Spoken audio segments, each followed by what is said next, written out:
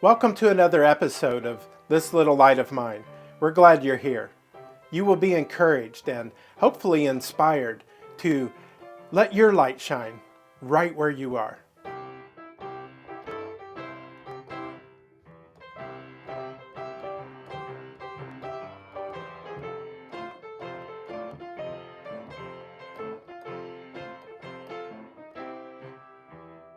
We are Be A Lighthouse Ministries, and we want to encourage others to be a lighthouse wherever they are.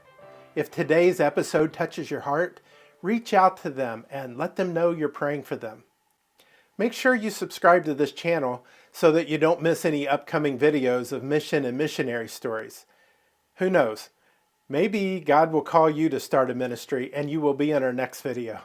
Thanks again for joining us.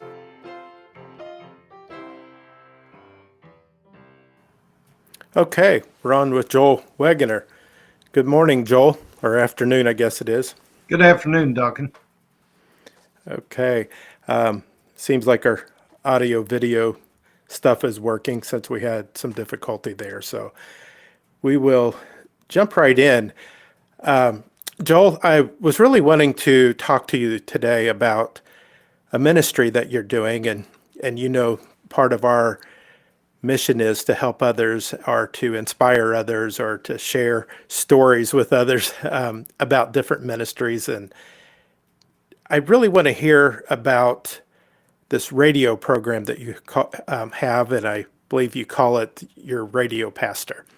Could you tell me a little bit about that? Sure. Your radio pastor has actually been on the air for many, many years. It was started back around 1947, 1948 by Reverend T. Wow. Richard Baber and his wife. And they started it on a local radio station in Independence, Kansas. It was back in the day when broadcasts were all live. So they would go in there on a Sunday morning, preach. They would invite a few people to come in and sing. And I've heard some stories over the years of people that would drive in and sing, and then Reverend Baber would preach. Reverend and Mrs. Baber were also missionaries, and so they were gone out on the field. So it wasn't continuous until 1975, and then they stayed in the States.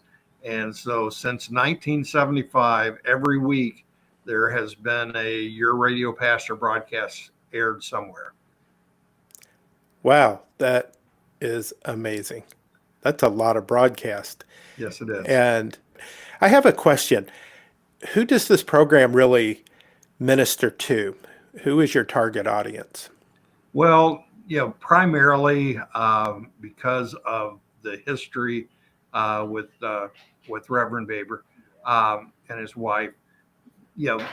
Primarily it has been geared toward Christians and helping them to develop a deepening, dynamic relationship with Jesus Christ. And that's continued to be my mission. There have been times that it was aired overseas. And of course, then, the goal was to reach the unsaved, but also, what we've found and what many people know is even in foreign countries, a lot of people have at least a a basic understanding of Christianity. Easy for you to say. Basic understanding of Christianity and possibly a true relationship. But they need discipleship and they need help in developing it into a deeper walk with God.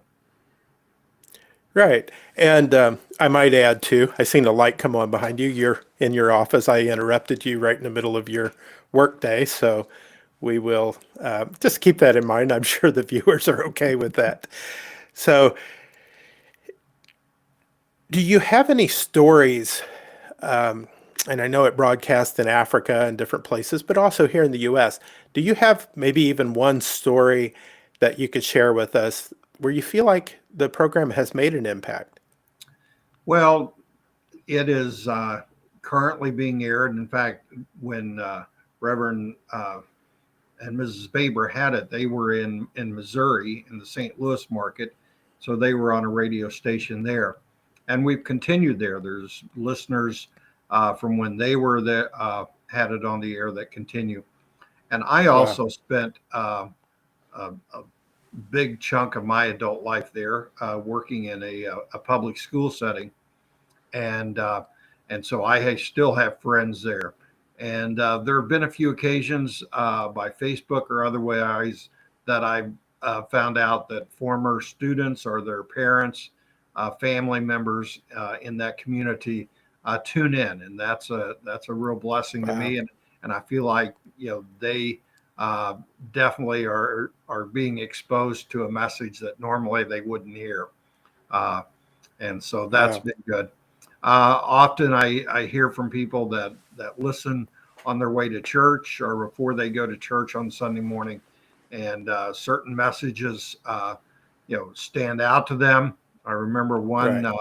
one time, just in commenting before a message, I said, whether you're a widow in Lincoln County, or and I just rattled off just some things that kind of popped into my mind of who might be listening. And someone responded and said, "You must have been talking about me. I'm a widow in Lincoln County." And so the message Wow. and the program had special meaning to that person. Joel, I really wanted to ask you, I don't know that I've ever heard you say about the call. Was it just something that one day you just knew that you were supposed to do, or was it a thing over time, or how did you really get involved and know that it was God calling you? Sure. I've always had an interest in radio, and I've been Hmm. involved in some radio stations doing some live broadcasting, and still continue to do that. Um, and so back, I believe it was the summer of 2003, possibly. I was living in Cincinnati, and I was back in Missouri, and I believe I talked to you at one, either before or after. I forget exactly the timing, but Reverend Mrs. T. Richard Baber were getting up in years, and they attended a church that I attended when I went back there, that was pastored by my father-in-law. And Okay. so after church one night, I just casually asked Reverend T. Richard Baber, what is your long-term plans for your radio pastor? Once again, I realized he was getting up in years, and he said, I don't have any plans. And so I dropped Wow. the conversation at that. I didn't, want to push that. Um, so we left church, and within probably a half hour, he called and Hmm. said that he talked to his wife and was wondering if I had interest Wow. in continuing your radio pastor. And so I said, well, possibly. And I think that's maybe when I talked to you, because even though I'd done some radio work, live radio, as far as pre-recording broadcasts, I had no experience. And you were very kind and willing to help me out in those first few episodes, those first few months and a year or so to get started. I went back to my home church here in Cincinnati and talked to them about it. And we Okay. actually, several of us went there. It was a beautiful time as we talked to brother and sister Baber there in their living room, and just sensed God being honored by their efforts of the past, and passing it on to me. And we asked them, what do you have certain expectations and all that, and they were so beautiful in their response. No, we just want it to go forward. We want the work of Hmm. God to go forward, the gospel to continue to be spread. So they made no strings attached. We didn't have to talk about them. We didn't have to do it exactly like they did, and they just were so happy that what they had worked so hard for so many years was continuing. So, I counted an honor to continue their legacy. And, I've made changes. It's not exactly, we don't have Sister Baber telling the children's story on there. Uh, Sure. but, once in a while in those beginning years, we would, go back and pull something from their archives off of theirs to tie in. But yeah, that's how it got started. And once again, I sensed and others sensed that it was something that God was well pleased that we were doing. That is awesome. You are playing Christian music on the radio on Sunday mornings. Is that correct? Can you tell us what time and how they can listen? Sure. Yes. In addition to your radio pastor, I also do a 3 hour Southern gospel, predominantly music segment on a local radio station in the Cincinnati market, which is also available live stream anywhere in the world. And once again, it was one of those things that God opened the door for me, and I enjoy doing it. And I feel like it's an encouragement and help. I've had people call in, especially a couple of ladies that were elderly, a blind lady that listened every Sunday morning, and her favorite song was one by Mark and Melody Sankey. Some of you know them, and she would request that. And she passed away, and I was able to go to her funeral. And right now, Okay. there's a lady that calls not every Sunday, but often, and she's dealing with a husband that has probably the beginning of dementia, and it's a real struggle for her. And she just expresses so much appreciation for me being there, and she feels like she has a friend that she can listen to on Sunday mornings. So just love doing that. It's Sunday mornings from 5 to 8 Eastern time, and locally it's 88.7 FM. Online it's wobofm.com, wobofm.com, and Okay. you can tune in that way. And we have it scrolling along the bottom on a ticker there. So Okay, hopefully good. it catches people's attention and they can tune in and tell me, what in the world am I seeing here? You've got my curiosity up. Ah, the ice cream truck. Yes, yes. So yeah, not last year, 2021, we started an ice cream truck with my two Down syndrome children. You'll see those in at least one of those pictures, Josh and Mary. And so we call it Special Neat Treats. My wife came up with that name, and we're actually getting ready this afternoon to go out and hit the streets again, selling ice cream and sharing hope and joy. And once again, it's been one of those things that I never would have dreamed that God would bless, but He has in an amazing way. And I feel like even though it's not a ministry per se, it's a business, and yet we've had so many opportunities to interact with people in a positive way and share hope and joy, and hopefully the love of Christ. Sure. And I know that you are of the mindset, we've spoke about this before, that you try to do that throughout your day and just even your business. And you might just tell us real quick. I'll throw up a picture here. You might just tell us real quick about what we're seeing here and a little plug for your business if you're in the Cincinnati area, I suppose. Sure. When I moved to Cincinnati about 20 years ago, uh, I became, right before I left there, uh, I was introduced by a very influential person to Butterbraid Pastries, and that was yours truly. Uh, you introduced me to Butterbraid Pastries that were big in the St. Louis market. And once again, one of those things that I wouldn't have dreamed 30 years ago that I would be selling bread.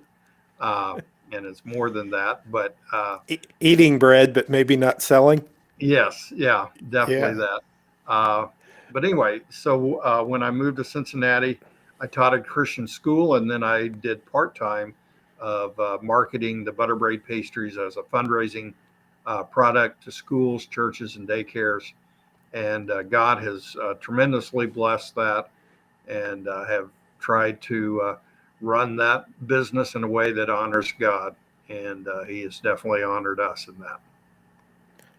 Oh, that's awesome. And I know that's how you support your family. I Right. did want to ask you about support for your radio pastor. I know that that can sometimes be a difficult thing to bring up, so I'm going to take the liberty to bring it up for you. How are you supported? I appreciate that. And, I don't like to make a big plug for money, and yet I really don't mind because it's not for me. As you mentioned, the butterberry pastry business is how I uh, pay for my family, support my family. So I don't take a salary from your radio pastor or from the WOBO. That's a volunteer gig as well. So it's listeners, it's people that listen and support the Okay. program. I am on a station in Pittsburgh, Kansas, that is fully supported by a local church, and I would love to continue that across the nation. If you have a church and would want to support it, we can put a little plug, so to speak, at the beginning and the end of the broadcast. That this broadcast is being brought to you by whatever your local church is. So we have that one supported. The one in Missouri is uh, is supported by listeners, and unfortunately, some of our good supporters have been promoted to heaven, and Okay. so at this point right now, we are in pretty desperate need of some additional supporters, especially in the St. Louis area, Lincoln County, Missouri area. And I have a lot of people that listen there, and some that support, but some that over the years supported in a substantial way are not able to anymore because they're either real old or they're in heaven. Okay. Well, I don't know if you can see it on your end, but we had a ticker scrolling across the bottom that had your phone number and a, as a way of contact for people to support you. And I assume then that those Missouri listeners need to call that phone number if they want to Yes, keep hearing the program and get it out there. And it really is a ministry for them as well, because you were mentioning at the top of our little interview here that there are people that are listening that wouldn't get this message most likely mm-hmm. anywhere else, at least at this point in their life. So any of the supporters that are giving are actually helping to bring this gospel message to those people so it can be part of their ministry as they go through life and serve God as well. Exactly. Yeah. And Is there, go ahead. Mhm. well, I was just going to say the gifts to your radio pastor are tax deductible if that is meaningful. I know for some people that's not a big issue, but we do run the funds through the church where I attend now, and they would get a tax you know, receipt at the end of each year. I would like to ask you how we can pray for you. Well, pray for the finances. That if it's God's will that this continue, I feel like it's something that God started many years ago, and He chose me to continue it. Pray for that, and then pray that I will have wisdom in preparing the broadcast, that they're relevant, that they're what people need to hear, maybe not what people want to hear. I don't want it just to be something. Uh, Fluff. I want it to be meaningful and yet something that people will stay tuned to listen week after week. So pray that I would have wisdom, and then that the Hmm. support would come in as God ordains. I would love to go on more stations. It would not be difficult to continue to expand that way if God would ordain and move Right. upon the hearts of His people. It is just amazing that a lot of people over the years have their lives have been impacted by radio.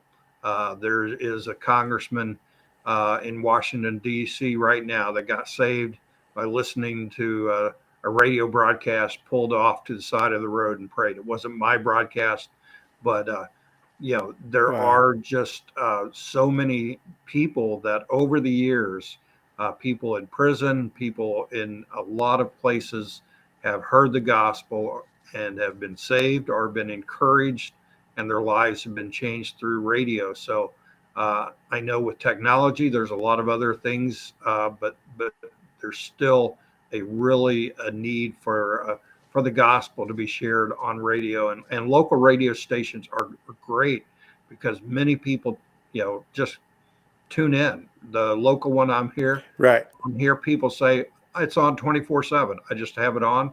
It's kind of background noise for my whole day every day, and Hmm. that happens especially in small communities where there's Hmm. a local radio station. There's a lot of people that just leave that station on 24/7. So if you can get a slot in there and catch their attention with the gospel, it's powerful. Well, that's great.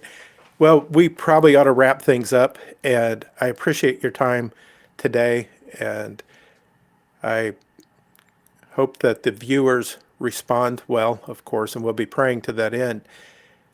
And just to share again with the viewers, the reason we're doing these videos are, well, there's several reasons, but one of the main reasons is just to spotlight different ministries or different individuals that are letting their light shine right where they're at. And we would love to have you. We'll throw it across the bottom of the screen here, our phone number. And if you would like to have your ministry, or maybe you just wrote a new book, if it's faith-based and promotes a true biblical message, we would like to have you on, and you can tell us about that. And I want to encourage you again to subscribe to this channel. And there's a little alert bell button that you can push too that should alert you when there's new videos up. We will be trying to do these on a regular basis, and we need you to subscribe. That's the way that we know that people are out there listening. So we just want to thank you, and thank you, Joel. Thank the viewers, and thank God that he's still alive and will always be alive. And there are people out there that are serving him and that are taking the message forward. And we appreciate you and thank you for all that you do. Well, thank you, Duncan. I appreciate this effort that you're putting forth, and I look forward to hearing what other people are doing. It's always encouraging, and God has His lights being out there in the darkness. We hear so much about the darkness, but God's people are lights in the darkness, and I look forward to hearing other stories of the way God is using people in this current generation. Good, good. I'm glad you're going to be looking forward to that, because we do have an upcoming program with a young man, actually from inner city Cincinnati, pretty close to where you live. Good. And he's been doing a tremendous work for God for several years. And I reached out to him, and I just really inspired by what he has to say. So we'll be looking forward to that. So everybody have a blessed day. All right. God bless. Bye bye.